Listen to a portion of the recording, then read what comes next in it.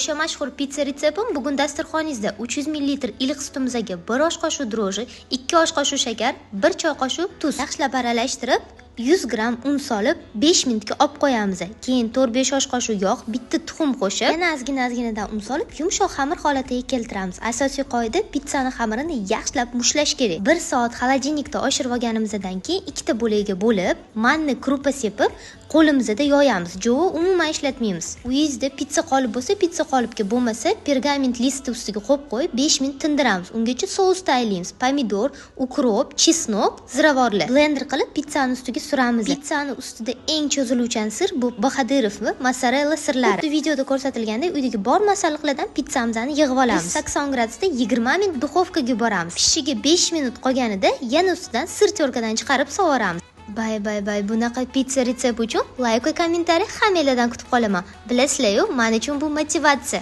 Aynan Bahadirov va mozzarella sirida shunaqa cho'ziluvchan bo'lib chiqadi.